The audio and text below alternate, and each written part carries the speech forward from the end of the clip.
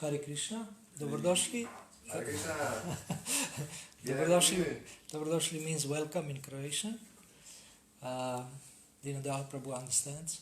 Welcome to the seminar called Happy Devotees Succeed.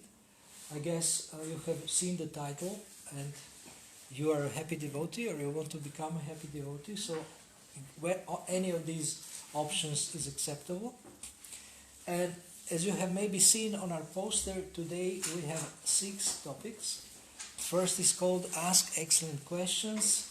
Second is Use Positive Language. Third is Expand Your Intelligence. Fourth is Grow Giver's Heart. Fifth is Become a Trusted Guide. And sixth is Make a Wonderful Contribution. So I will give you a little history how I came up with these 6 titles.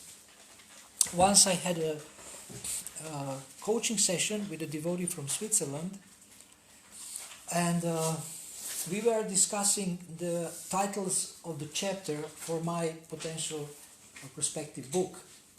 And I was thinking which things I consider the most important for personal improvement, for both spiritual life and any kind of personal development. And then I came up with these 6. And as you know, in our tradition, inquiry is very important. Adhato Brahma Jigyasa.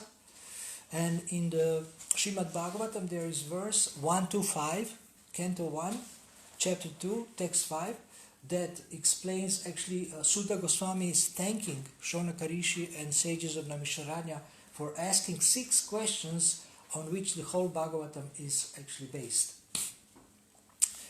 So today we have a very short version. It's a around hour and a half version of this seminar. Usually I have 6 hours or 3 hours version, but today we have 2 hours and now already some of it is gone.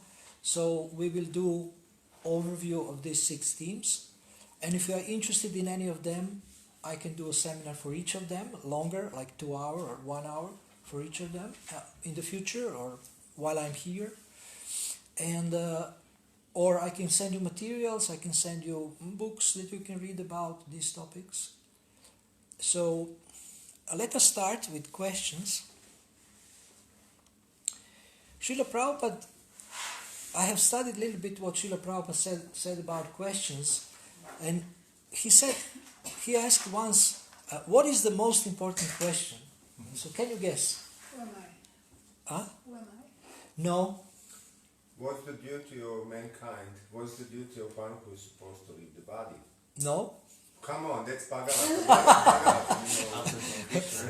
Okay, so welcome everyone on the internet. We have wonderful devotees here, 6 devotees, and you are already hearing some protests from the audience. We have very, very intelligent, sharp members here who will also challenge me. So I like that. So what did you say? You asked about the question? Yeah. The most important question? Well, you cannot object. I'm going to tell you what Prabhupada said, so you cannot object to what is right. Okay, any other guesses? What is... How to attain Krishna? What is the most important question? How to attain Krishna? No. Yes, more? More guesses? Ladies are smarter.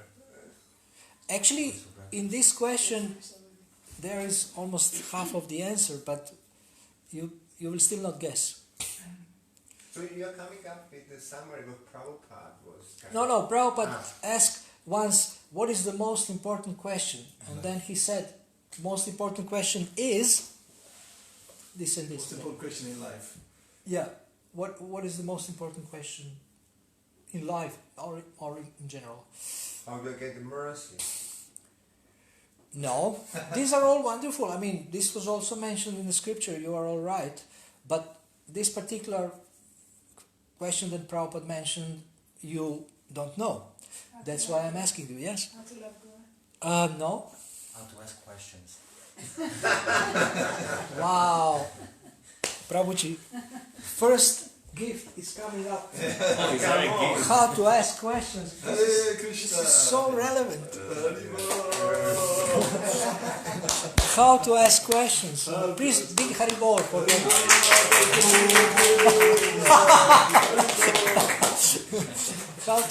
Later, who are watching on the internet, I will show you these wonderful devotees, but for now, we are keeping them secret. So, you can only hear how they're laughing or protesting. Okay, couple of more guesses. What me? Was not that question? No. No, but this is beautiful.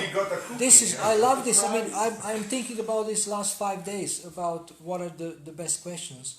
And I'm reading books about it and preparing. Yes? How to remember Krishna at the end of life, the moment of death? You are all right. I mean, this is beautiful. But the answer... No. Later. How much time do I have? That's the most important. You mean to think about the question? No, that's a question, yeah. No. Who is who? I mean, How to use this human form of life? you are so smart. Beautiful. I mean, you come up with beautiful questions. I hope on the internet you can hear their questions. You speak louder, please. They are proposing beautiful questions, and they will be captured in this recording. This video will be saved. Why am I suffering? Yes, that's also important, but this is not this is not the question that Prabhupada asked. So Prabhupada said the most important question is, what is most important? So Prabhupada is he gives such a simple wisdom, but it's very profound. And sometimes he didn't preach about Krishna directly, but he would say some amazing things that are like universal wisdom, and anybody could be impressed by this, even if they don't like Krishna, or they don't like Vedas, or they don't like, devotees, but it's universal wisdom. So the most important question is, what is most important? And every one of us, when we ask ourselves, what is most important in my life, then we can think about and write down something. And in this way, what we accomplished by this question, Vasila Prabhupada, we accomplished to identify very clearly our highest priorities. You need a paper? Yeah. Somebody can give you, just you can ask devotees. Okay, I can. The scrap papers, I guess, they are usable in terms of, yeah, for sure. It comes from the teachings You of- take the whole poster, the whole flip chart. Welcome. There is so many chairs. You can sit anywhere. You can even sit here in the first row, if you like. First row, then you have to be attentive.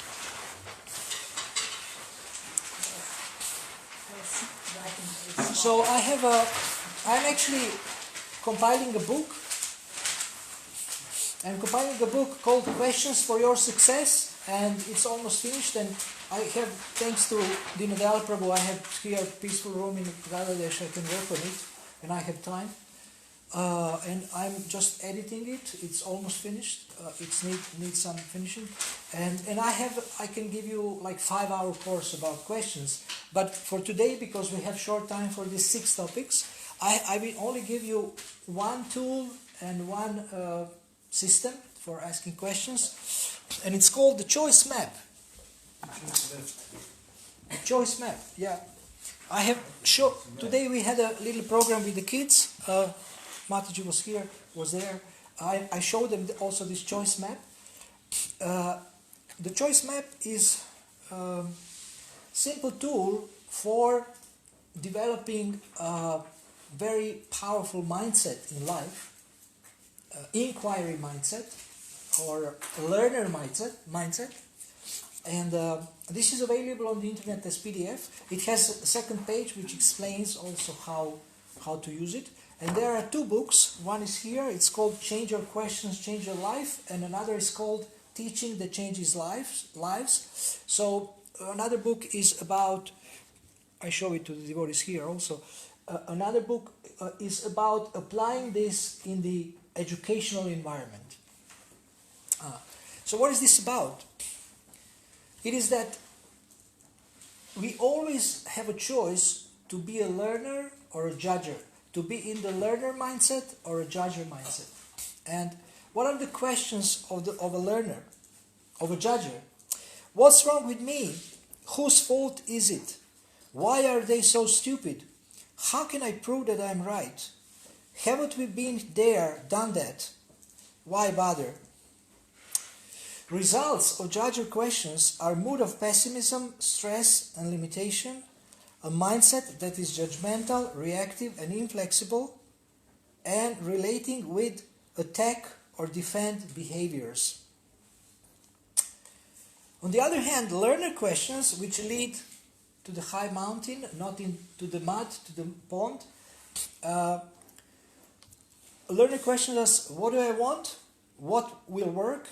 What are the facts and what can I learn from this situation? What are my choices? What action steps make sense? What is possible? What assumptions I'm making? Who do I want to be right now? What are they thinking, feeling or wanting? What am I responsible for? What are my choices? And the result of learner questions is a mood of optimism, hope and possibilities, a mindset that is thoughtful, understanding and flexible, and relating to others that is connected and collaborative.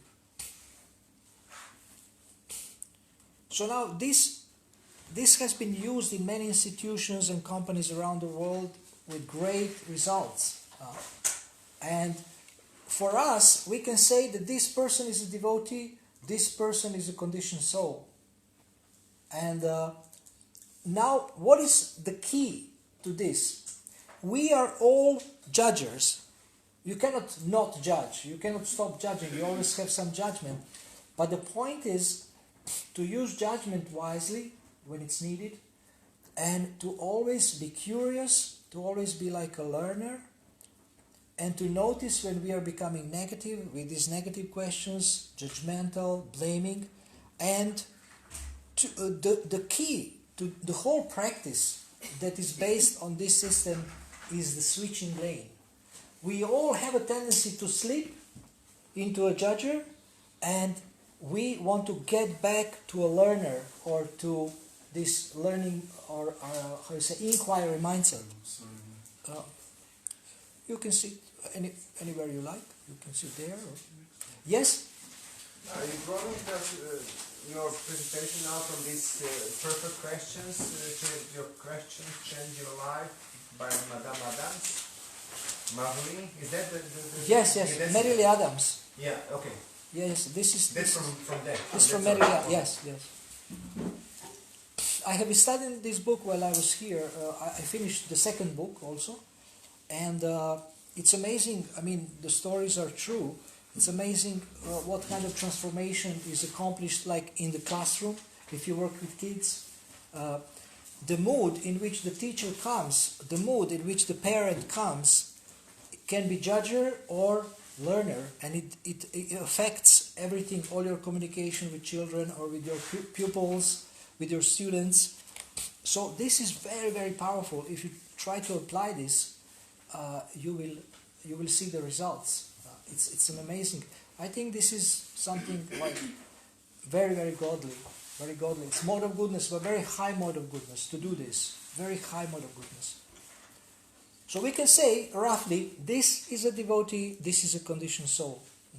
And we all have a tendency to slip into, tamoguna, into lower modes, and we have to go back to goodness by switching lane, switching back to goodness, back to Vishuddha Sattva. So, for years I have been teaching devotees to create questions that will help their success. If you ask yourself questions that are not helping your success, what is the use of this? And another simple tool that I have learned from professionals is that you can create daily questions that you want to ask yourself every day. And you can even have a partner, success partner, who will ask you every day the questions that do what? That cover the most important areas of your life. We are going back to Prabhupada's question. The most important question is, what is most important? So every day you have questions that address what is most important to you. For example, I believe one of the most important things for you is, have I chanted my japa in the morning? Have I finished my rounds by 7 or by 10? Or some devotees finish their rounds earlier. This is like, Boeing 707 or something. It's a great thing. So you can create your own personal questions. Now I want you to do something. You have pen and paper to think about one question. If you would ask it every day, ask yourself every day, that will make a big positive difference in your life. Please think about it. One question. One question. One that will be really like life-changing or game-changing.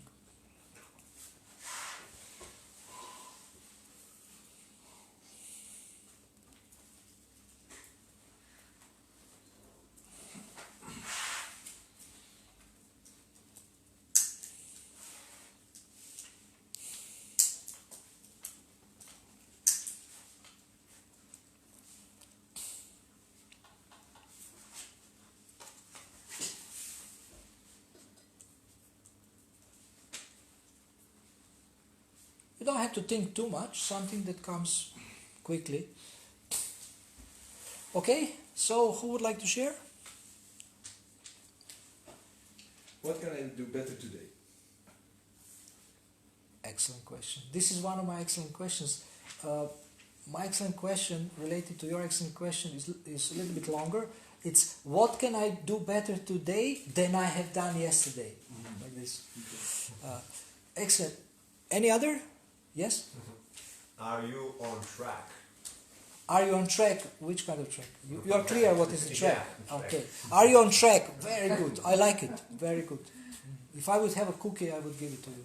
Yeah, because you gave already to Padmakshi. Yeah, I'm also No, not stickers. Cookie. You can read the Stickers everybody will get if you stay until the end. Oh. So,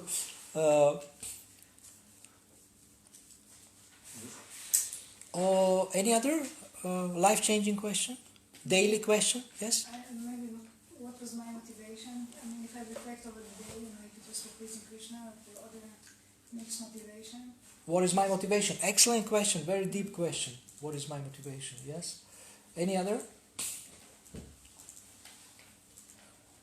Yes? Did I please the temple authorities or? Oh, Krishna, you're so humble. You didn't say Krishna, you didn't say Guru, you didn't say GBC, but temple authorities, my God. Have you heard this on the internet? Did I please temple authorities? Now temple What's the authorities, difference? temple authorities who are not watching this seminar, they could say Jai now to this. Is somebody watching the seminar? Oh yeah. Oh, there we have on live, like I think about 150 devotees. Hola! Bravo! Well, for these 5 devotees, that's very encouraging. So, as you see, we have very enthusiastic devotees. I will show them to you later. This is a secret for now. Any other question? Yes? For me, have I connected myself with Krishna while I chanted? Oh, fantastic. Oh, who is brave to ask this question every day? Have I connected? The mind is all over the universe and meditating on breakfast or something. So this is you see, you already have one excellent question. Almost all of you have shared, and you can create 5 or 10 for every day. And you can ask your wife or child or a friend or a neighbor to ask you every day these questions. Have you connected with Krishna in your japa today? And probably they will give you the same question. Probably. Questions are so powerful. Why? Because they stimulate better thinking. And better thinking stimulates better conclusions. Better conclusions stimulate better decisions, and better decisions stimulate better action, and better action brings what? Better result. Better results. Yes. So basically, results depend on questions we use. I showed you the connection. So if you have better questions, you will get better results. Because your thinking will be sharper, it will be more creative and more intelligent. Now, yes? Are you okay that we ask the question? Yes. Because I was just thinking while you were saying about, and about the other one was speaking about listening to temporal authorities. I was also expecting the society to go to one extreme. Now we are in a completely different direction. Am I correct? In terms of encouraging thinking and... Well, Srila Prabhupada... Yeah, yeah, you got it. The Yeah. manager is a judge, line or Yes. 7 So we know the letter to Karandara in 72 where Prabhupada said we want to have devotees to be independently thoughtful in all areas of human endeavor. So we want to devotees to think for themselves and to think for Krishna, for the benefit of Krishna, for the benefit of service. And we are not machines who just do things. We need to think, we need to use our free will, and we need to use our intelligence. We are not blind followers. Would you like to drink something? Something, yes. Water or something? Yes, thank you. You're very kind, thank you. So, is that okay? Now we have to move fast. I just want to give you a little taste of each of the 6. I want to end this section by giving you a couple of my favorite questions that you can use. And if you want to work with questions, I mean, I'm here until 17th. If you want to learn more about this, we can meet and I can give you more materials and we can discuss how you can develop your own questions. Yes? No, I'm just want to hear this question. Okay. So you can create, if you like these daily personal questions, to develop them, if you want to discuss a little bit these learner and judger questions, then we can meet individually or in smaller groups. Okay, so we already have been practicing with Mother Adurani some other system of coaching which encourages independent thinking also, even more. So now a couple of my favorite questions. What would you like to have in your life? Excuses or results? How many of you would like to have excuses? How many of you would like to have results? I mean, depends which results. Good results. Good results. And what we are good at? Justifying. Complaining. No, these two. Excuses or results, what we are good at? In excuses. So if you want results, you have to become good in goal setting and working on goals, getting results. That's one. Another, there is 2 questions, then eliminate all excuses. If not you, who? If not now, when?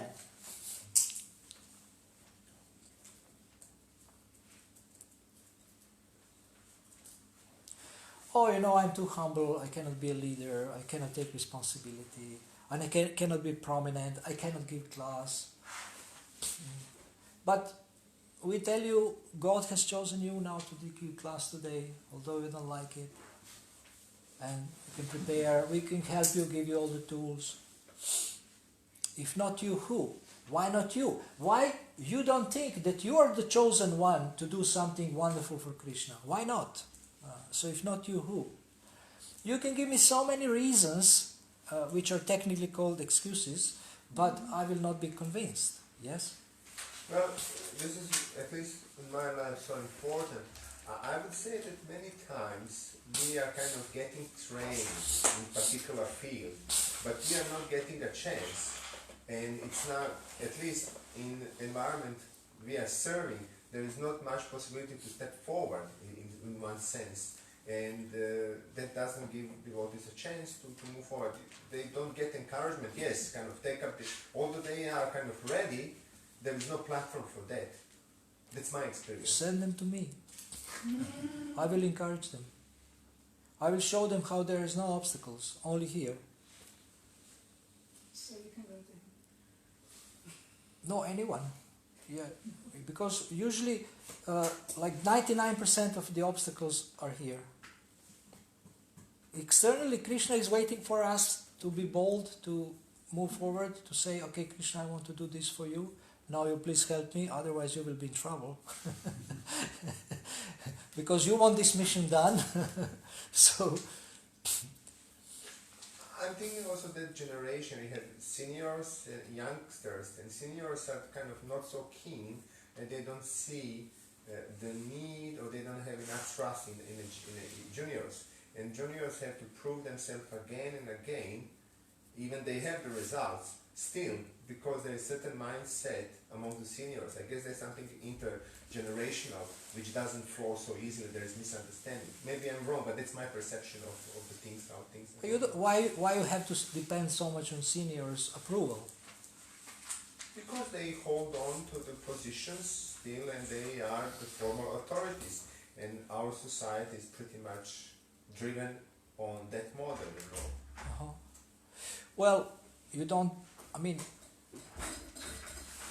have to depend so much on authorities of one temple, one institution, or you can do so much. Devotional service is unlimited. You can do so many things. You can go to authorities, thank you. You can go to authorities that encourage your service, support your service. Like, I was serving in ex-Yugoslavia, and then somehow I wanted to teach devotees these basic things like mode of goodness, personal improvement, very basic things like, priorities and proactivity, couple of principles, but there was no big interest. Then Krishna brought me to Northern Ireland, England, and there were so much interest there. So I served there for 10 years. And then now there is more interest for these things, but we want to be very transcendental, but we don't do the basic things, and we are not in the mode of goodness. So I like to teach very down-to-earth things, because we lack this, we are lacking. And then when you have these things in place, then it's not so difficult to jump to transcendence. This is again, the way we think limits us, our possibilities. So when you speak with someone who sees things differently and can help you to broaden your perspective, then you can see that this so-called dependency is more or less in your mind. You don't depend so much on others. I remember I was financially dependent on the temple, and I could have said that, oh my God, like in London, oh my God, because of money, I have so limited. But I just pushed. My authority was asking me to work with documents, and I was pushing to work with people. And more I worked with people, and he resigned, and I was working with people 108% of the time. I was paid for this. It took me a couple of years, but so if you have to do something to survive, on the side you can start doing something you like, expand it, and you depend on others. In Krishna, you don't depend on others. Krishna slowly will give you more opportunities to do that, and I'm sure Krishna will give you opportunities to actually do what you like and live out of it or maintain yourself. But this is possible. This is something that I can take as a challenge as a coach with devotees to, okay, let's make for you a life where you can do what you like and get paid. Basic necessities. We don't make you too rich. But if you like also, you can get very rich but also give a lot to Krishna. Okay, so what other question?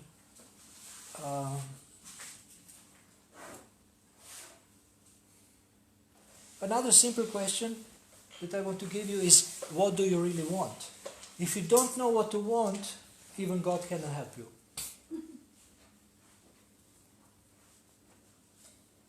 That's the only thing that you can decide. He cannot decide this for you. Yeah? This is such an essential question, but at the same time, I was noticing that sometimes we as a devotees, especially in neophyte stage, we had the kind of clear goal, I want Krishna. And that's wonderful. But at the same time, we are not able to make daily steps towards that goal, and we are falling down every little because it's kind of, we don't have kind of those conditions, saying smaller and more material goals, and kind of understanding where do we go. So it's always challenge, reality where we are and the noble idea where we want to go. Hare Krishna, welcome. Please take a chair. So along with this question, there is two more questions, which is very, very challenging.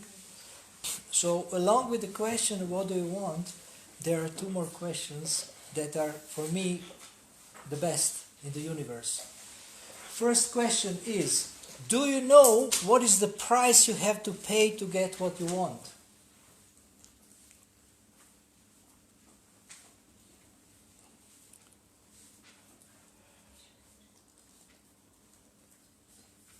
And the last question is the most difficult one. Are you ready to pay the price?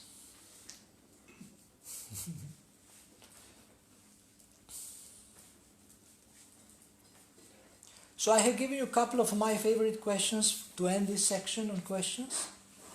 What was the first question again?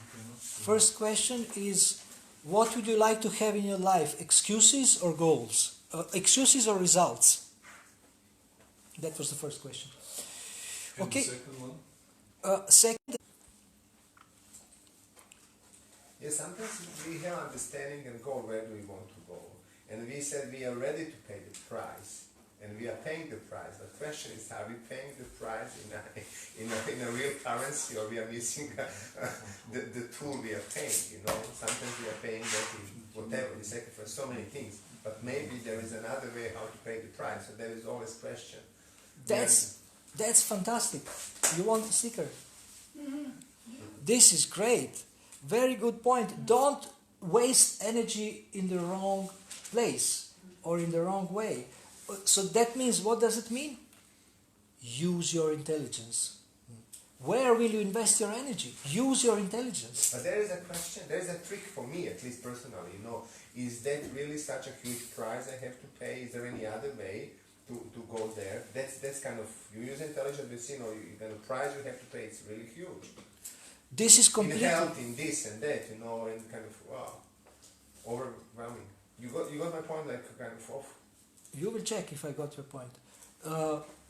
This is in line with Prabhupada. Prabhupada was teaching us lazy intelligence. And lazy intelligence means to achieve more with less effort. So yes, you can pay the price, but why walk from here to Liège to do Sankirtan, and then you're half dead when you arrive, when you can take the car? So that's one crude example. But always you can think, how can I do this faster? How can I do this easier? How can I do more? So use your intelligence to make it easier to do service for Krishna and to pay the price.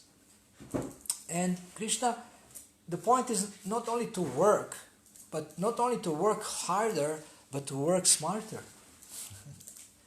Prabhupada gives this example. Two men meet each other, and one says, "Are you intelligent?" And he's looking.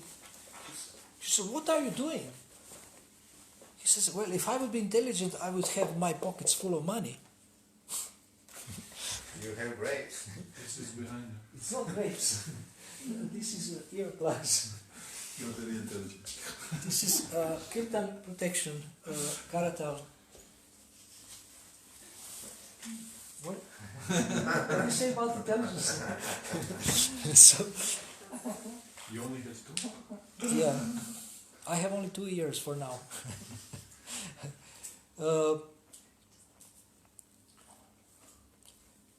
Is it okay? Yeah, I have so many questions in that regard, so sorry, I will not take over the session, maybe some others. You can come to me if you like. and ask me all your questions, or send me on email, and I can write a book about them. Think about them. Okay, so we have. There's I just wanted one. yes. What if you don't know what is the price you need to pay? Well, you can find out. If you really want to pay the price, you will find out. You will ask this one and that one, and people. You will ask people who have paid the price, who have achieved the goal you want to achieve. You ask these people, how did you pay the price? Maybe your paying will not be exactly the same, but it will be similar. Okay? Okay, so more questions. Let's do it quickly. Well, the question is also when you're going to pay the price. When? So Prabhupada had such a noble ideas, and he was trying to achieve them for his life, and the end of the life, 70 plus, he was able to achieve. So that's also another aspect of the whole. It's not so easy to get the results and achieve the mission of a life accomplishment in few days, months, or years. So it's another dimension. He also didn't know exactly what's going to be the price to pay again. Okay, but he knew he had to do something. He knew generally what he needed to do the mission, and he knew there will be a price for this. So he was determined. He had faith in his guru. Okay, so we have to now finish this first part, which is about questions. Second part. So the verse that speaks about questions is Srimad Bhagavatam 125. So this section is inspired by that verse. The second part is called Use Positive Language, and this section of our seminar is based on the verse from the Gita 17:15, Anudvega Karam Vakyam, speaking words that are truthful, pleasing, beneficial, and not agitating to others, and always reciting the Vedic literature. This is described as one of the three ways to describe the mode of goodness in the Bhagavad Gita, and this is described as the austerity in the mode of goodness, austerity of speech. Austerity of speech. For us, this is not austerity, speaking the truth, words that are pleasing, beneficial, not agitating to others. For us, it's a pleasure, and reciting the Vedic literature. So now, I want to give you something that maybe you didn't expect in relation to this verse, how I propose to use it. When you read this, you probably think this is in how we communicate with others. But actually, you can use this verse to communicate with yourself. Is your inner dialogue truthful, pleasing, beneficial? Is it not agitating to others? That means, are you not criticizing others? Are you always having spiritual content in your mind? Shastra, sadhu, guru's words? You can check how is your inner dialogue by this verse from the Bhagavad Gita. Never underestimate the power of encouragement, of supportive words, of encouraging words, of kindness, kind words. In the Shastra there is so many descriptions how sharp words and harsh words, how are harmful. They are harmful. Durukti, harsh speech, is a child of death and envy. Can you imagine? Child of death and envy is harsh speech. And how many times in our life we have used harsh speech with others and also with ourselves. So we should avoid harsh speech. It is Child. child. The parents of harsh speech are death and envy. That's in the Bhagavatam. As negative words, insulting words can hurt someone so much that he wants to commit suicide, similarly kind words can save a life. I have experienced. It can save a life. You write something to some people or tell them something, they wanted to commit suicide, it can save a life. So it's so important to practice this verse. Then there is examples of Prithu Maharaj, about his speech, about other devotees who had an amazing speech, pure speech, is also mentioned in the Shastra. And I have the whole seminar on pure speech. But if we just stick to this verse of the Bhagavad Gita, which says that, don't speak nonsense, in the purport Srila Prabhupada says, don't speak nonsense, speak the truth, and don't speak in a way to agitate others. Who will take care of your phone? You can put it on the stairs. I can do Yeah, I put it on the stairs, or in front of your door I put it. Sorry. I hope I know how to turn it off. Doesn't matter. Just leave it on. It can record forever. Okay. Thank you, Prabhu. Thank you. So, now this is something to be practiced. When I started consciously encouraging people, it was probably about 18 years ago when I started doing coaching. Even I sounded to myself a little artificial. But as I practiced more, it became more real, and people took it more seriously, and it affected them. Positive words, spiritual words, spiritual encouragement. Srila Prabhupada has such amazing letters where he encourages his disciples. We can learn from him how to encourage people by reading his letters. So grateful in his letters. Gratitude is also part of this kind of speech. Positive language, using positive language. Gratitude, always being grateful for every small thing that anybody does for you. But this starts with our inner dialogue. How do you talk to yourself? How do you talk to yourself? If your inner dialogue is positive, your external dialogue, your communication with others will be also positive and spiritual. And we need to practice this. When we catch our mind being negative, we have to make a switch. Always switch, like this switching lane here. Always switch from being negative to being positive. From being material to being spiritual.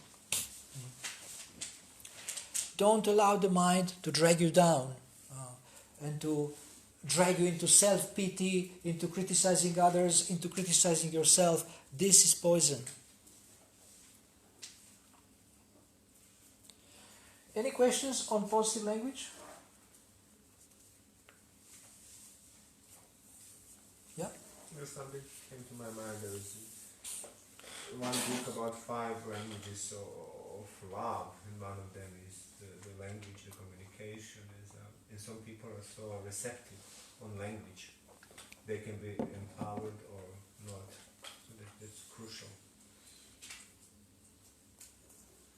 This is I didn't read the book, but the whole idea of languages of life, it can be 5, it can be more, is a great idea. I appreciate it very much. And how can we be personal with people? We find out what is someone's language of love and practice this because we love them. For someone, maybe words are not. I give you an example. One man, when he would come back from his work, he would always buy a rose to his wife. And slowly she got like more and more roses in a vase. And one day she said, you know what? I really appreciate your roses. You're so sensitive, you're so kind to me. And I have now a lot of roses. And I water them. But I would really appreciate if you would fix the roof because it's leaking. So I think language of love has to do with what is important to someone, and then you do that.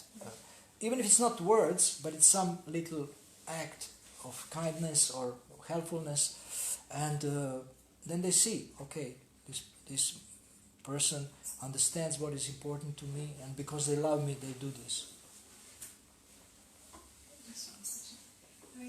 I just wonder sometimes if there is, because Krishna said then also punishment, right? So then if there is, if for example you have a mind which is rascal, or maybe it is temporary, or it's it's always, so it's not, I mean, it can be that it's not there, but if we deal with a person is very sensitive, I mean, you can speak in a positive language, but if a person is really like, if the mind is really a rascal and is really going in the wrong direction, there is also a way to just, kind of chastise the mind, kind of not just be kind of positive because it's just behaving in a way which is not proper. Is it negative? Or it is You just- have to see what works, but whatever you do it with love. You can become angry at someone out of envy. So do it with love. And the Bible says, what? Do unto others. Do to others what you want to. Do unto others as you would have them do unto you. So would you like to be chastised? Yeah. Yes, okay. So maybe you like to be chastised, Yeah. but you have to see if it will work with this other person. Yeah. Some people like to be chastised and it helps them, but for some people, maybe this is not the way. Question is by who? Yeah, exactly. Depends if it is, as you say, if it is done with concern, actually somebody is really wanting to help you, or somebody really just want to put you down and destroy your Yes. enthusiasm. That's a big So difference. that, yeah. So that's if you sense the meaning, the motivation, so then you know what to do. You can chastise someone if they allow you, if Yeah. they trust you, Yeah. if they allow you. Yeah. Sometimes people push me to push them, but I'm not convinced. I say, are you sure? And they say, yeah, you push me. And then I start to push them, then they, freak out. So if you ask, I have one Facebook post, it says, if you need others to push you, probably you're not very serious. Because if you really want to be pushed, you will already be pushing yourself. And then if you want others to push you, then it's not a big problem because you're already pushing yourself. So now, thank you so much. I will write this down. Now I understand how I should answer this. When they ask me to push them, I will say, first you push yourself for 1 month, and then I will start to push you, and you will see it will be a big push. This is a great idea. I must say that Mother Radharani has a great effect on me. Whenever she says something, I get some good idea. Like, for example, title of this seminar, seminar was called Helping Devotees Succeed. But she heard when I said Helping Devotees Succeed, she said, I heard it's Happy Devotees Succeed. So I changed the title. And this title is better. So, thank you. Anything else? Austerity of speech, consistent speaking words that are pleasing. What does it mean? Can you elaborate? Pleasing. Yeah, because sometimes to please somebody you have to tell something very awkward, maybe that you wouldn't want to tell just to please them. Well, pleasing words should be genuine. Like, it's not flattery. You know flattery? You should not flatter people. It's not pleasing words doesn't mean flattery. It means maybe saying something supportive, saying something Krishna conscious, if they like Krishna. If they don't like Krishna, then you don't tell them something which is mayastic, just because they will be pleased. When you praise them, you make sure that you praise them for certain specific actions that are genuine, that they have done something valuable and you appreciate, so your appreciation is genuine. You don't fake it. It's sincere, pleasing words. You understand? Yeah. Okay? One more point and we move to the topic number 3. Yes? It seems that often, especially in email, communication, we may send an email with very good intentions, but it wasn't so clear for the writing, so sometimes we should elaborate and use some extra words and so on, and kind of make it formally a little more pleasing sounded, or If you polish your email, it may still be too heavy for someone, so better run it with somebody else and say, what do you think, how this sounds to you? Is it still too heavy? People do this with me. They send me their email, they want to send to somebody else, and then I said, this is still too heavy. And then they make it softer, And even after they have made it softer, this other person says, "Ah." So it's, written word is so delicate. You have to be careful what you write. Therefore, in written word, you can stick to as positive as you can words, but when you meet them, then you can really, tell them to their face. No, I'm joking. No, always you should be sensitive. I want to say, if you speak with somebody, even your disposition, everything is clear just because it's face to face, Uh-huh. and you don't even have to say too much. But if you write it, you have to explain much more and use nice words. You can send a make video sure message. that it's properly understood. Not if you just write one sentence, it can be understood in totally different ways. For example. You can send a video message. Yeah, you're right. You have to describe. You're right. Okay? Is there some individuals, I think generally people think that actually they have the right to be, they think they can be very nice with everybody. It's very important to use a positive language. But when it comes to in close relationship, they think that it is not applicable. What? Is it to speak in a positive language? They think it's not really Why not? necessary. No, it's not my opinion, but I'm just saying that, if this is an existing abuse, Send them to me. I will argue with them that What in would you close relationship, especially you have to be careful because you have to live with them forever, or this, Forever. this lifetime. So, Especially in Shri and Bhagavatam, I think this was about the relationship with wife of Shiva who committed suicide and her Yeah. mother. And I think in that time they say that actually it is judged more severely if it is in close relationship. In Yes. family relationship, it's even judged more severely. Yes. Yeah. Because Arrows. Because the heart is not closed. With other people, you may have Open, some vulnerable, business. yeah. So it's like, more vulnerability. Mhm. Yeah. But it's kind of a common thing. People like when, there's a lot of... I teach grihastas 12 compliments a day. That's basically every hour. And 12 hugs a day also. But this is like higher mathematics. If you do 12 hugs and 12 compliments, it's very hard to fight. Even after fight, you give a compliment and then the fight becomes like completely diminished. And some grihastas, out of jokingly start to apply this, and they give me amazing reports. They say, "Thank you so much." They kiss me. They say, "Wow, this is so good." Jokingly we are fighting for 20 years, and they say, jokingly we started giving compliments, and now we have a great relationship. And they invite me for prasadam.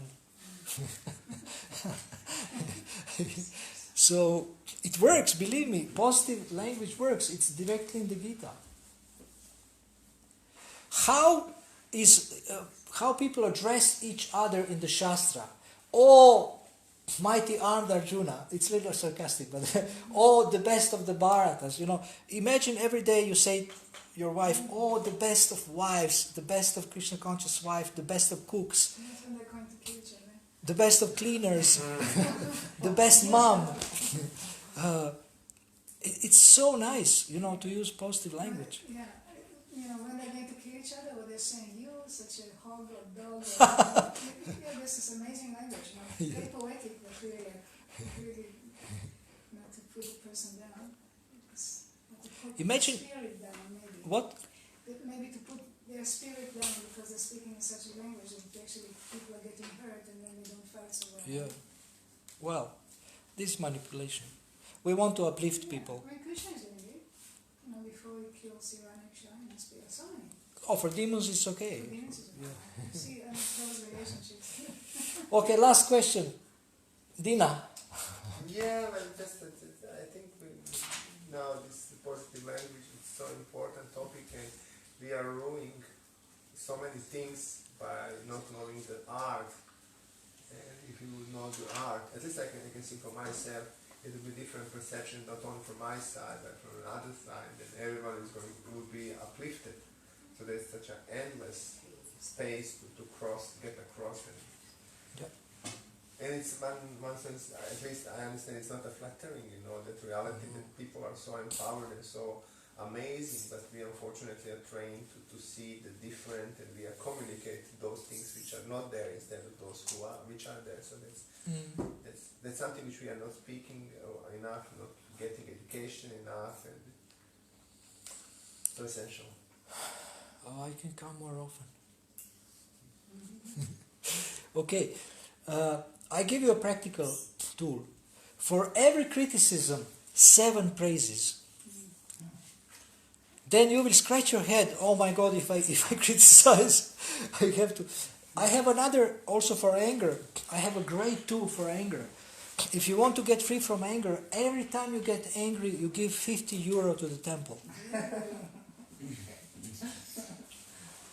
It really works. It works. It's really practical, and it benefits the temple, benefits the mission. Huh? 50? You can give more, minimum 50. Can you give it to your wife or give it to Well, she doesn't mind, I think. at least it stays in family? Yeah, you can give to your wife. I mean, she will. And then you can praise her and get it back.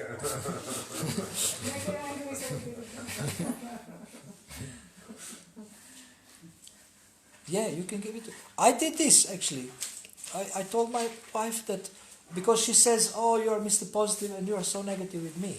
She said this to me, and I said, "Okay, from now on, every time I'm negative, I give you 10 pounds. This is quite a lot because we were poor, and it happened once and never again. So I lost only 10 pounds." It was good investment. Yeah, yes. Oh, here you are very entrepreneurial.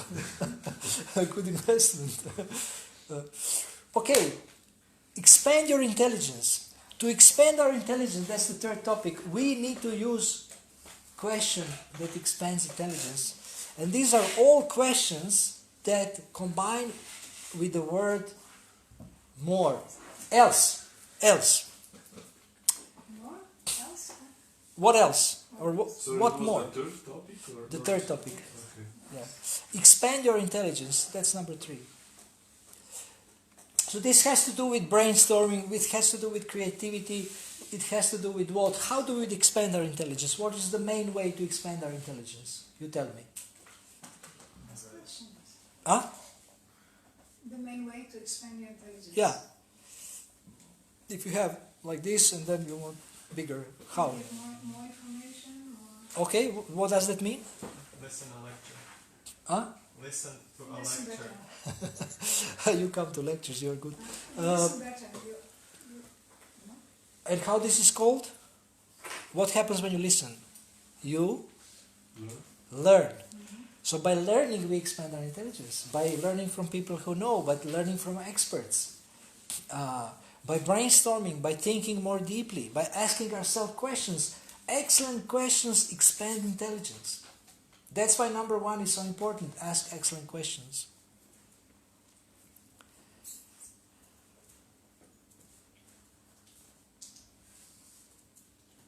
Today we had a program with the kids and I told them, I showed them the box and I said, you can think outside the box. And they started to think outside the box. We had a problem to solve and they started thinking outside the box. And they came up with some ideas outside the box. So there is so much intelligence. This universe, New Age people speak about the universe. This universe is full of intelligence because it's full of living entities who have intelligence. Even bacteria is intelligent. They exactly know where to go and how to get food and how to have sex. So, but we don't take advantage of the intelligence of others and of our own intelligence and of the super soul which is within our heart. What is the reference verse for this section? Dadami buddhi yogam tam. Yena mamu payantite. Bhagavad Gita 10:10.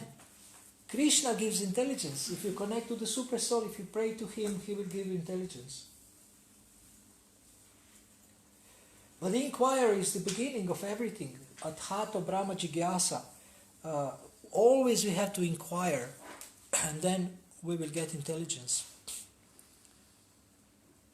if you simply, I ask people, I'll give you a couple of more questions. People come to me and they say, I have a problem. And I say, imagine if you would be Einstein, how would you solve this? Or sometimes I ask them, go out, take glasses and come back as a scientist. And they come back and they start to think as a scientist, and they, like magically, they get some extra intelligence and they come up with better ideas. That's So- why I wear glasses all the time. If you would be super intelligent, how would you solve this problem? And say super intelligent. They even raise their head and they think, wow, well, I would think better than now. This happens. I mean, I had in the seminars, I had this experience. People would come up with ideas that they usually wouldn't come up. Or if you have a thinking partner, I teach also thinking partnership seminar. With someone you can think together or think in their presence or exchange ideas. You can do so many things together. Two people, 1 plus 1 is not 2, 1 plus 1 is 3 and more. Because when two people come together, you know what happens. You have synergy and you have expansion of creativity. So now with the internet, there is so much knowledge. I mean, I really like to surf, especially Veda-base, because we don't know what Prabhupada said. I mean, so many things. Yesterday, somebody asked me, some new devotee asked me, what is love? And I say, what do I know what is love? So I looked at the Veda-base, and yeah, we have now, I mean, amazing, like ebook about what is love, what Prabhupada said. My search was love means. I also mentioned in the class this morning, love means. Because what is love doesn't have so many hits. So you have to come up with the searches with keywords that work better, that you can find whatever is Prabhupada expression. Like Vishnumurti Prabhu, he always looks how Prabhupada was expressing himself, so you can find the quotes, many quotes. So love means you can learn what is love from Srila Prabhupada. And I sent it to this devotee, and she was so happy. She says, this is so wonderful, learning what Prabhupada said, what is love. What did he say? He said different things, but to summarize, he is quoting Dadati Pratigrinati, giving gifts, accepting gifts, giving prasadam, accepting prasadam, confidential conversation, revealing your mind. He said if you love someone, you have no secrets, for example. Then he said love means giving and taking, but love also means I want to do something for you without wanting anything in return. So unconditional giving. So he also said that.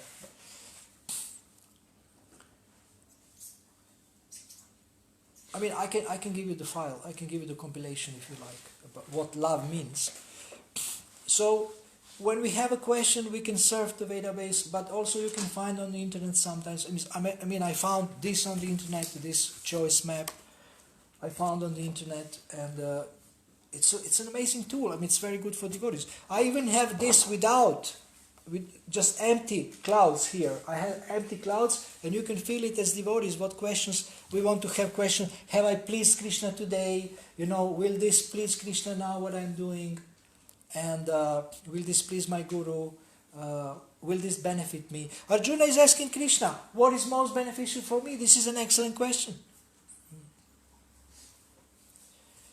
So there is always, if you want to expand your possibilities in life, if you ask questions, you can expand your possibilities. How? What else can I do? Who else can help me? How else can I do it? In combination with the word else, if you have these questions, you can get so many ideas from others and from yourself also. What else? How else? Where else? Today, children were so creative. I asked them a couple of things, and then they were giving some amazing ideas. I mean, I would never think of such ideas. They were thinking outside the box. And now, if you want something, I mean, I was teaching kids, I was not teaching them how to serve Krishna and surrender. I was teaching them how to get what they want. And it may be Krishna conscious. So for many people, this is still so important. So if you want something, how can you get it? You use your intelligence. I give you one example. I wanted some professional books when I was in Ireland, and I had no money. We lived at the temple, we didn't have any pocket money, just prasadam and a room. My wife was a pujari. I was consultant to almost no one, because, I mean, I was like giving some advice to the temple president and vice president, but not too much. And I was producing a leadership newsletter, and temple president kindly gave me a donation for this. And he just said, don't tell my wife. Because he is maintaining the whole temple. He was amazing. He was selling paintings and maintaining the whole temple. Not too many devotees, but still, nobody's producing money. And I was, financially unproductive. But I would go on the street and sing, and I would get donations also in the basket. So I was thinking, how can I get these books? So I was thinking, I have a newsletter which is leadership newsletter, and I want leadership books. So how would you get these books if you have leadership newsletter and you want books but you don't have money to pay for them? You get money inside the box. Huh? Get money in the box. No, how would you get these books from experts? You would write and tell them, I'm working on this newsletter. And? I'm sometimes mentioning you there, Uh-huh. so maybe you will be interested in the books, and I would like to read more books of yours, but I don't have kind of possibility to buy them, and would you like to exchange?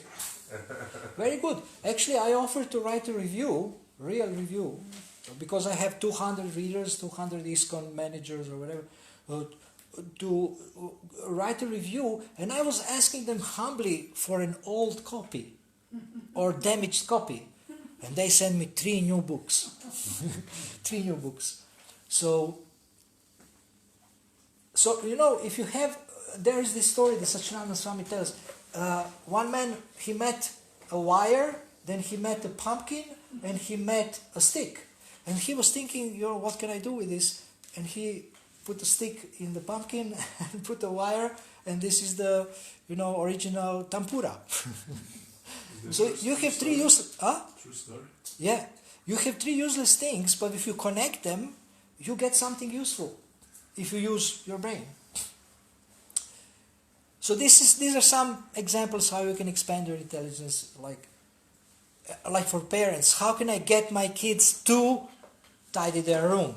So if you use your intelligence, you will get so many ideas. You can try force. It doesn't work. The bigger they are, the harder it is to apply force. So you can try bribing them, giving them some, I give you an ice cream if you tidy your room. For some time it works, but maybe it doesn't work. Especially there is no more ice cream there, because some people were taking a lot. You can guess who. So then you can try different things. But if you get them to understand why it is good for them, then maybe they will do it. Or maybe their friends are doing it, social pressure. You can think about many ways how to inspire them to do this. But you have to ask yourself, how can I do this? Many times. Ask this question 100 times. Any questions about expanding intelligence?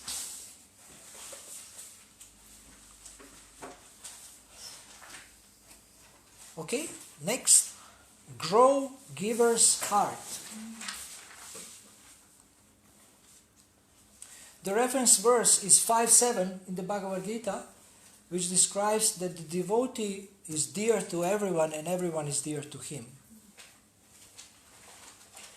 And in the purport, Prabhupada explains it's because of his Krishna consciousness, because of his service attitude, because he is a giver. So now we have a fear of giving. Because we have brought up in a culture which says the more you give, the less you have. Maybe you haven't been brought, I don't know. But most of us were brought in this. The more you give, the less you have. But spiritual principle is the more you give, the more you get, so that you can give even more. So someone who is Krishna conscious is not afraid to give because he understands that God is not poor. God's creation is full of opulence. Hare Krishna. Full of opulence, and there is unlimited resources. But we need to understand how to get what we need for our service, for our life, for giving to others. And I have not met a giver who is poor. Someone who has a real giving heart. I have not met a giver who is poor. Every giver is rich. Even if they don't have too much money, but they have peace in their heart and they have this giving attitude, serving attitude. So people are afraid even to give what they don't need. They store things in their wardrobe and they never use it. And some people walk without clothes. My policy in giving money is either give you money as a gift or don't give you anything. I never lend money. You know lending? Lend money? When you give them and then you expect they give it back, or maybe with interest. I don't do that. And I have no anxiety. Why? I mean, if you have money, you can give money. Money will come to you. You can give more later to others, but you don't have to lend money to anyone. That's one financial policy. Another financial policy is if husband and wife don't fight, Lakshmi stays and grows in the house. Do you believe that? You have to write this down. This is directly from the Bhagavatam. It's not from my professional studies. Another, don't waste money, don't lose money, don't buy things that you don't really need. So be conscientious and careful with every euro, every cent Krishna gives you. And the most important principle of money is give money in charity.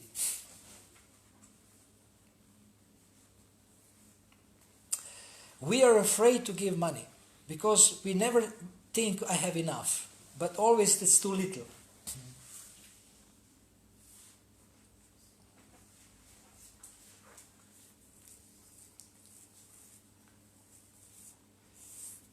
So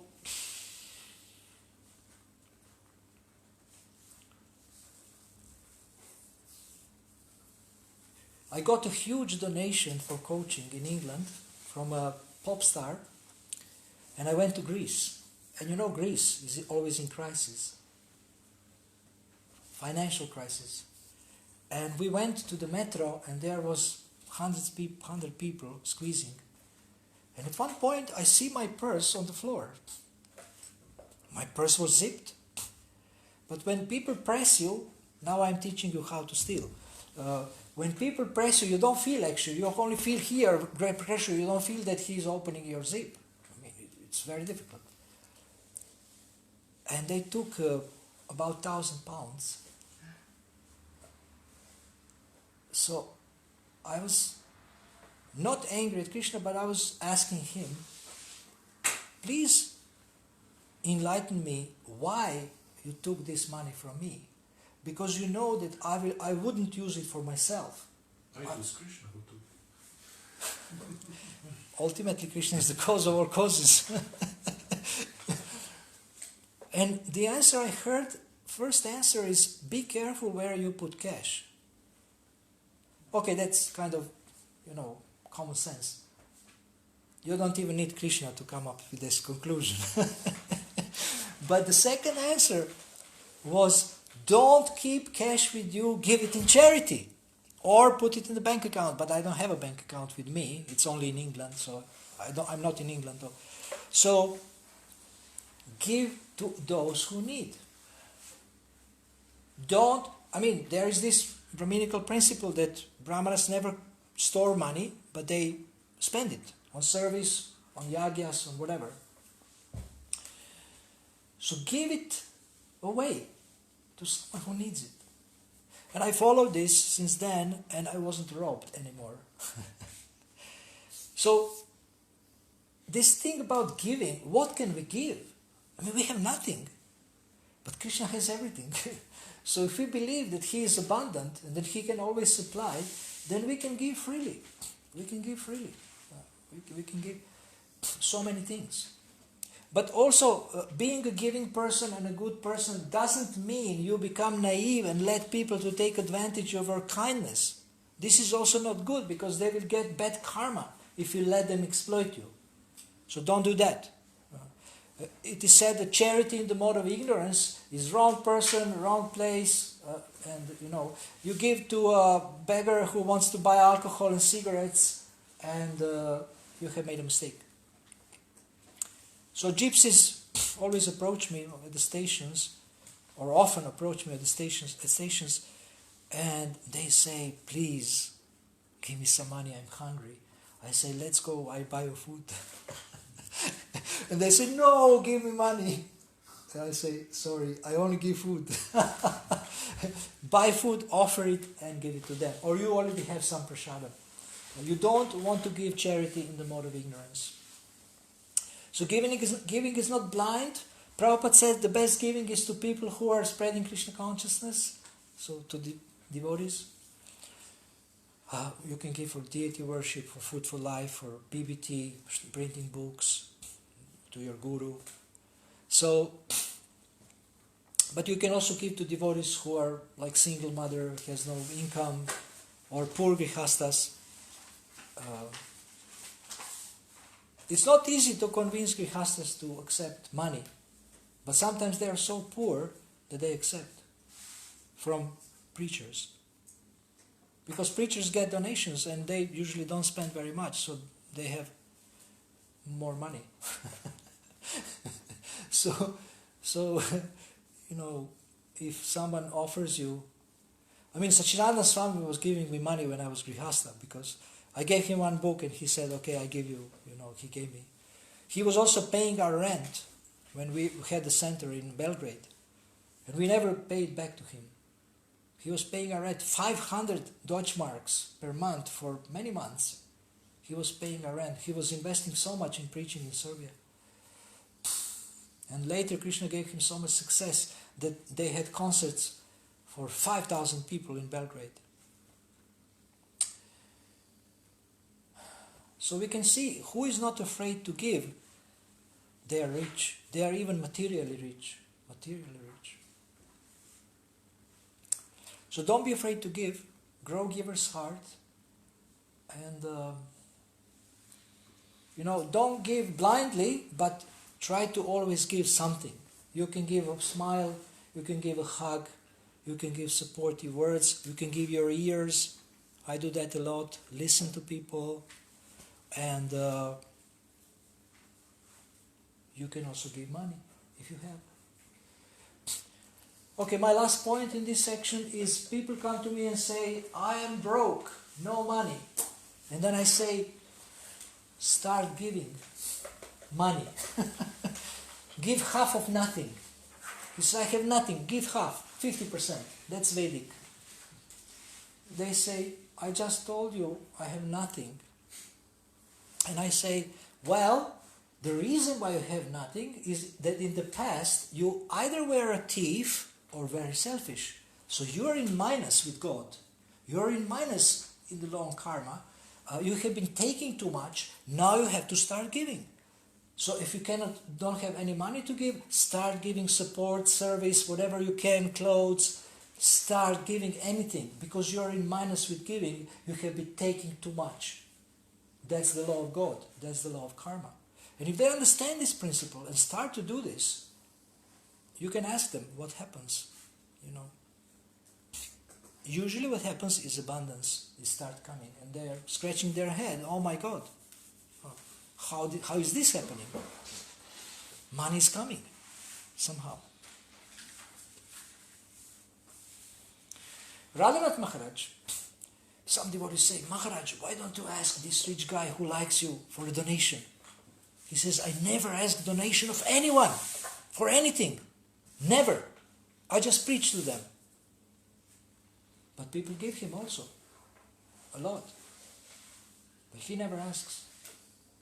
Because he believes in God. God will inspire people to give for Krishna. If the preacher is real. And if they are real also. Not only the preacher.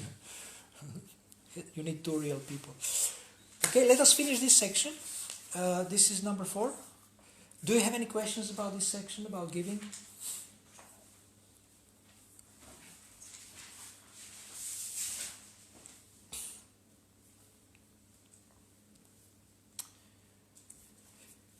I would have definitely. Sometimes we are eager to give something others are not willing to take. Sometimes in the form of the holy name. And people are not receptive on that. So they need something else which would be understandable on their side. For instance. So this kind of also art, what to give. Yes, you give people what they can accept, you give people what they need. Sometimes they understand they need something, sometimes they don't. But if they cannot take the holy name, they can take what? Holy prasadam. Yes, everyone can eat. But also they can take your friendship, they can take your kind words, they can take your support. They need it. Everybody needs support.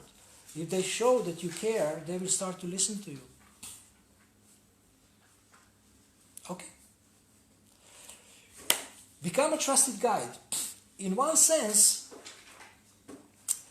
this 5th item is actually the last one, because to become a trusted guide, I think you need all these 5 that we will speak about. There is one more that I didn't mention, the last one. But if you become a trusted guide, you can do what? You can do number 6, you can make a wonderful contribution. So becoming a trusted guide is something that is not just for a mentor or for a leader or for a director or for a president. Becoming a trusted guide is for every one of us. You can become a trusted guide as a parent, you can become a trusted guide as a friend, you can become a trusted guide as a mentor, as a counselor, as a coach, as a teacher. All kinds of, in every profession, you need to become a trusted guide. If you're a salesman, you can become a trusted guide also, because you are not only into selling them, but you are into benefiting them. You will send them to your competition because they have better product for them, if you are honest and if you understand the law of trust. So to become a trusted guide, you have to become trustworthy. What does it mean to become trustworthy? Whom do you tend to trust? Tell me. What qualities do they have? Sincerity. What? Sincerity. Sincerity, okay. Something else?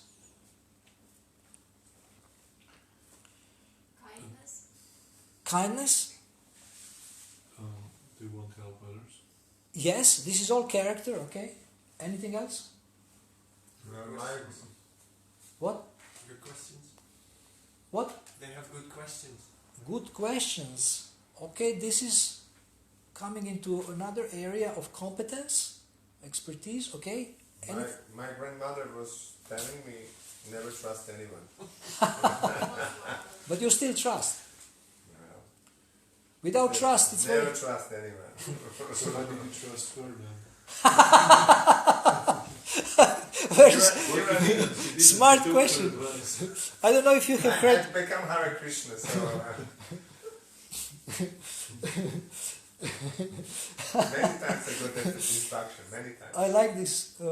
So, I don't know if you have heard this. I want to repeat for those on the internet. Dinodayal Prabhu was saying that his grandmother told him never trust anyone, and Gatikari Prabhu asked him, so why did you trust her? Well, maybe he didn't. I think he didn't. Yeah, he didn't. Otherwise, Yeah, I think I trust. Yeah, for some years, then you gave up. So, what else increases trust? Whom do you tend to trust? Those who, Somebody who's very like open-hearted and compassionate.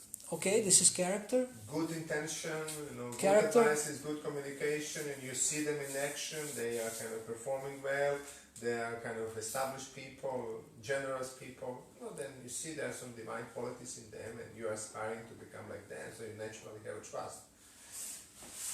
I trust my guru because he's following the instructions of his guru also. So Okay. So we have two broad categories under which all these qualities fall: character and competence.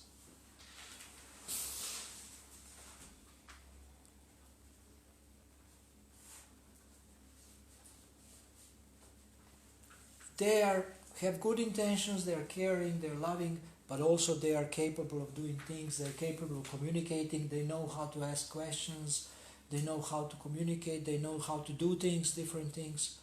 And of course, to trust someone who, if you need their expertise, you need to be convinced that they can do something, like fix your teeth or something.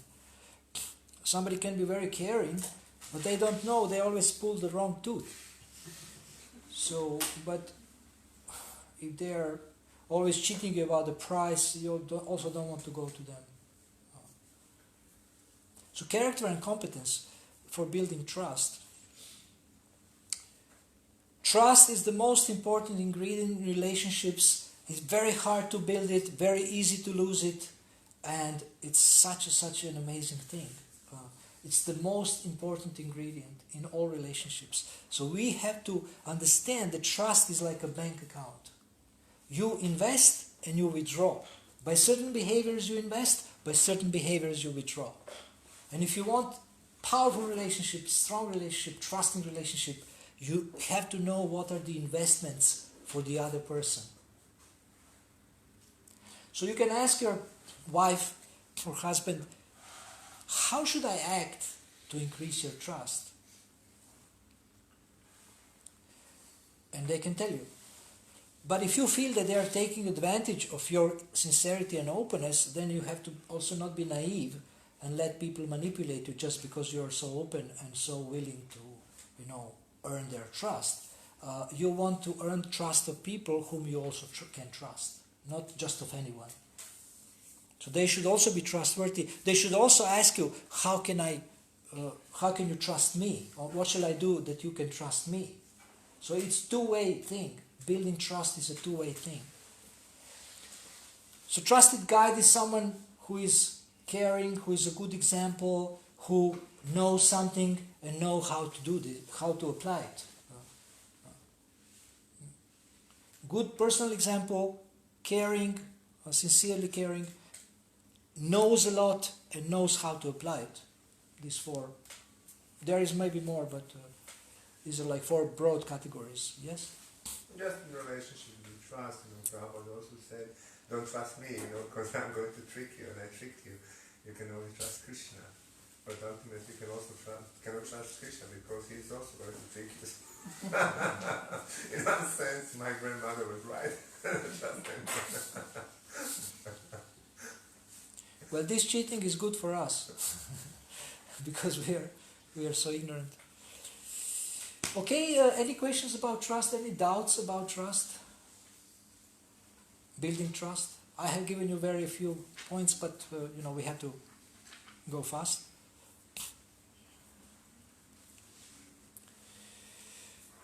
Yes? Is that two-way street? You have trust in someone, but someone doesn't have trust in you. So what Then- to do then? Oh, you try to get, if they are important to you, you try to gain their trust.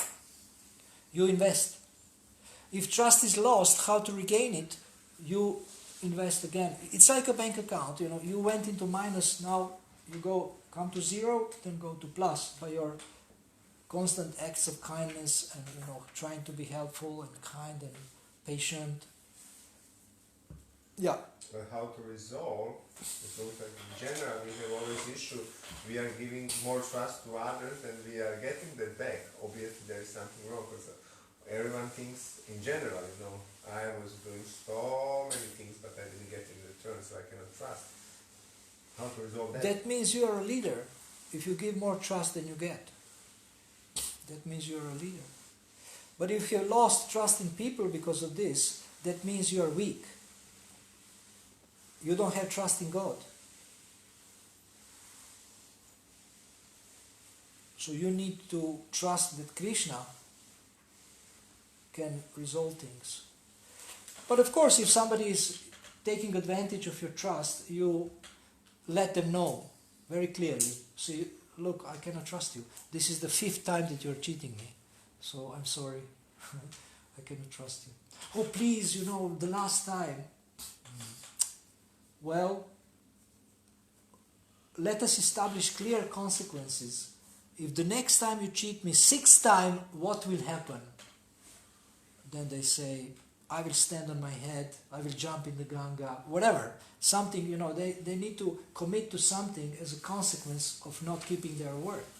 Then you can see that they are sincere. Isn't it?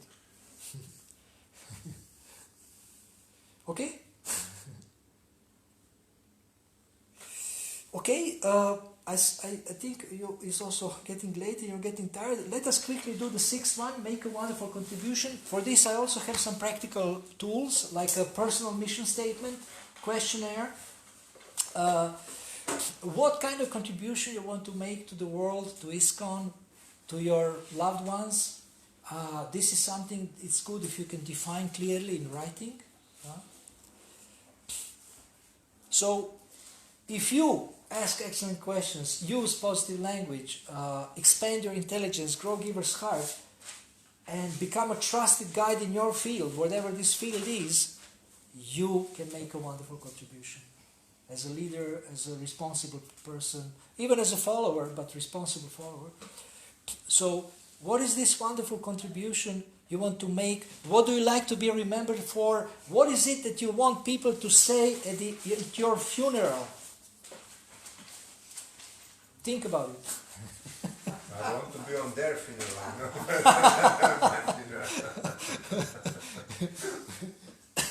What would you like people to say at your funeral? Yeah, I mean... Finally, he's gone.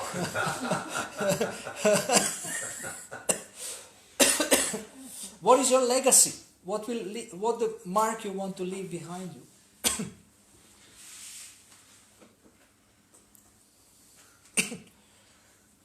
For example, I would like people to say, he asked questions that made me scratch my head. I think this is very cool.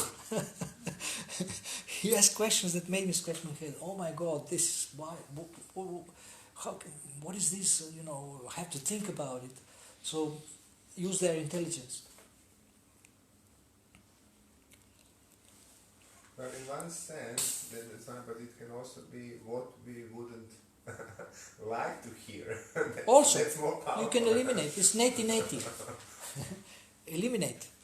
And I would be mortified hearing, he tried, but he failed. He what? He tried, but he failed. Oh, failure is a great success pillar. Next Prabhupada says. life would be better. Yeah, Prabhupada says failure is a pillar of success. Who told me this? I think I spoke with Eva that every coach should be happy with rejection. Should be happy with failure. Because he's so convinced about success that he can never fail. Like Edison, 5,000 times to, not this one, bulb. So we should be, there is this founder of IBM, IBM computer company. He said, fail forward fast. If you increase the number and the speed of your failure, you're coming closer to understanding what works. 3F, fail forward fast. So don't be afraid of failure. Fail and be happy. It's interesting because, as a software developer, there's principle, good practice that you write tests before you write a code. So you actually put down all the failing Yes. scenarios, and then you see if your code stands it. Yes. That's smart. And then actually tests go along with the application, and they have to stay there. So whatever you change in the code, tests will verify if everything still works or not. So anyway, but by failing, you actually make a progress. Yes. Exactly. You find out what doesn't work. Anything else about making a wonderful contribution? What is your dream? What one thing would you dare to dream if you knew you could not fail? For me, that it's always question of your personal integrity and braveness. Are you able or willing to kind of really face the facts and see really what it's all about? And are you enough capable to meet the failure and go through? Do you have such a power of strength of the character? Yes. So that's kind of huge, and it's a huge test, huge. Each time is different. Each failure, it's wonderful to kind of reflect. It's a kind of pillar of success, but to go through that again and again, it really requires certain character transformation and kind of filters to go through. So Churchill said, I think, or I'm not sure, or this Irish Bernard Shaw, George Bernard Shaw. So I think Churchill said, success is going from failure to failure without loss of enthusiasm. It's the definition of success. Success is going from failure to failure without loss of enthusiasm. That means you must have faith in God. I mean, you can't do this without faith in God.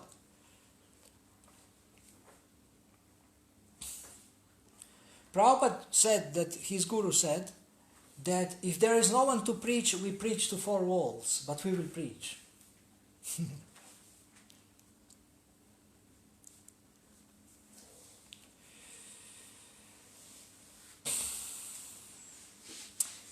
Okay, any question about contribution? How Or any of other, because this is the last point. Any of other five. yeah. You could have a big scale desires for contribution, but you may not be able to do that. So there's different. I don't know how to how you should make a statement of what you want to contribute that it's realistic. Let's say. You can make a That realistic. you can achieve. You can make a realistic achievable, but also you can make unrealistic. That will help you stretch. Well, you need to talk to someone about this. And when you talk to someone, it's easier to think more clearly about your goals, about your desire, what you want to contribute, and define it in writing. Put it in writing. It's powerful when you put it in writing. Very powerful. And then you can define steps, how to do from here, from here to there. And then when you define steps, you can see that it's possible actually, although at the moment it doesn't look possible. Because it seems it goes hand in hand with understanding what's your special talent, perhaps. Yeah, also. You can discover this also. I mean, there are some tools to work on this and try to discover. So that's why we need to think deeply, what do we really want? And how do we really want to serve people? Devotees and people in general. And what excites us, what we are inspired. How we are inspired to help people. Somebody is inspired to feed people. They really like to do that. Somebody is inspired to inspire people. Like Sachinanda Swami, I asked him, what is your mission? He said, to be inspired and to inspire others. So how do you want to serve your children? What do you want for them to say in 10 years? you want to say, my dad made a huge difference in my life. I learned from him amazing things. He was a good example. He was patient with me. Sometimes he was strict, but it was good. So you can project in the future what results you want to have with other people or your own results, and then think more deeply about what you want to contribute. Yes? For me personally, Srila Prabhupada's example is so wonderful. Age 69, he's writing, make me dance, make me dance, make me dance. So he's challenging in one sense, Krishna. Okay, I'm here, now do something with me. Yeah. So at least in my life, that writing and kind of remembering that and putting that on paper is kind of so powerful. Yes. Because Krishna can instrumentalize, as Shravana Karishi Prabhu was saying once, don't be on his way, and kind of pray for that to become an instrument. And Yes. miracles can happen, and we can achieve, and we can really contribute much, much more than we even dream about. Mm-hmm. Of course, according to our capacity and our kind of natural dharma, Mm-hmm. but that's kind of, it's miracle. Krishna can act through us, and that's divine. I can kind of pay tribute to Sachinandana Maharaj, who personally told me, come to Radhadesh. He was also kind of empowering me in one sense, many years ago. So that's wonderful, especially in our tradition. How is it powerful that we get empowerment through the seniors. But at the same time, just to come back on Prabhupada's statement, it's so wonderful how Prabhupada was writing that, Krishna, make me dance, makes me dance, makes me dance. And dance is something amazing. It's not normal walking or running, it's dance. So that's Prabhupada, so great inspiration, at least for me, in that statement about being empowered. So this is what Dinadar was saying, giving example of Srila Prabhupada, how he told Krishna, make me dance, make me dance, make me dance, is the way to get empowered to make a wonderful contribution. This is beautiful. This is really beautiful. With 69, very old man. He started at 69 in the West. After many failures, that's amazing on top of everything. What a story. Yeah. Okay, on this note, I think we can finish. What? You have a question? No? No. How do you figure out your dharma? How do you what? Figure out what your dharma is, and in that way contribute better to the society. You can work on this in this discussing with others about yourself and get maybe some other perspective, because sometimes we cannot objectively see ourselves. You can ask other people what they see in you, but if you can look into your heart and see what really excites you, what really inspires you, where you would like to become very good at some certain area of service, you really get inspired and happy when you contribute in a certain way, then you can work on it. Even if at the moment you have to do something else, but you can take some time slowly, and maybe this time can increase. And some people, I ask them what you are excited about, and they say nothing in particular. But they want to serve. So, then you try different things and see what inspires you. I even work sometimes with very senior devotees. Some senior devotees are very specialized, but some are not. And then tell me, I am nothing in particular. And then I say, okay, so what will you do? So, well, I will do something that other people ask me to do. Because this is also service. So it's important to always do some service. Our dharma is devotional service. It's very broad. But if you are attracted to some specific service, and in Vrindavan, when you go back, you will have some specific service, but at the moment you don't know what it is. And when you come to the spiritual world, you will not be disappointed, oh my God, my service is cooking. You will not be disappointed, because this is your eternal position, you will be happy to do that. You have been working so hard on your Krishna consciousness to come to that point that it's impossible that you will be disappointed. Or maybe if you are a cow, then, see, oh, I'm a cow, my God, I don't like this. This is not possible. Your eternal position is pleasant for you. But while we are here, we can try different things. I think that readiness to do anything is high Krishna consciousness. But if you are attracted to something, Krishna will not stop you. You can. But try to talk to someone about this. If you like, you can talk to me about this. I can ask you some questions to help you think more sharply about this. But it needs some work, some thinking, some writing, some reflection. Then you can come closer to better understanding. Is that okay? In this regard, you mentioned there's some tools. Yes, I have a personal mission statement quiz, and I just somebody just bought me a personal mission statement ebook, which explains how to develop your personal mission statement. It's 35 pages PDF, so this you can get, and this questionnaire, and these two are good to start with, and you can start developing your personal mission statement. I can help you with that also. We can work together. Can help you to make it concise and to make it, attractive for you. But personal mission statement should inspire you, give you clarity.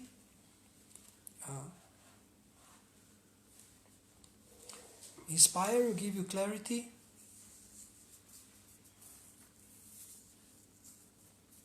There was one more I forgot. Inspiration, clarity. Inspiration, direction, and I forgot there was one more thing.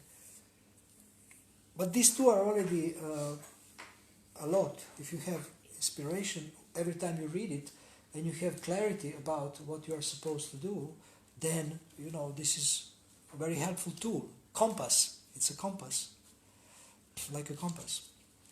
And in a sense of finding your nature,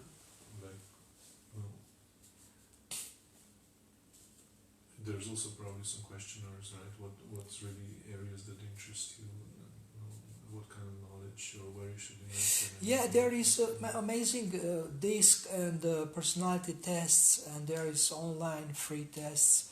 There is something to discover your talents. I have many of these things, and online you can find questionnaires. I can also help you with that. Then if you're not lazy to go through all this, if you go, then you get some clarity. You get some clarity. Any kind of questionnaire is good because it forces you to think a little bit more deeply about your life, what you want to do, to be, and to have. What about astrology? Astrology also helps some people. But I say that what your heart is drawn to, this is a good sign. What service? How do you want to serve? I really like to feed people. Some devotees like to feed people.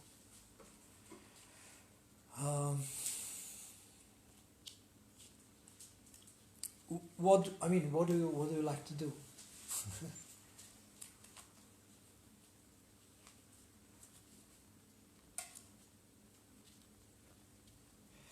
It took me 15 years to get to coaching. 15 years in Krishna consciousness. I did so many things. Many things. And when I found coaching, I said, this is what I want to do for the rest of my life. This is what is needed so much. But for 15 years, I was trying this and that, preaching, managing, cooking, sankirtan, translation, and I did whatever was needed, because in the beginning we did everything that was needed for the mission. It was very new, everything. But then later, I started to counsel people more, to teach more, and they relieved me from management. And then I found this coaching, and I said, wow, this is so good for devotees, my God. So now I'm trying to learn how to do it better and better.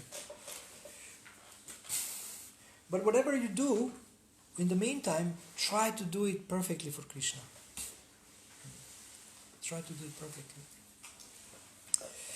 Okay, so thank you very much for participating in this seminar. I'm very grateful that you have come. We are grateful that you offer this seminar and this presentation.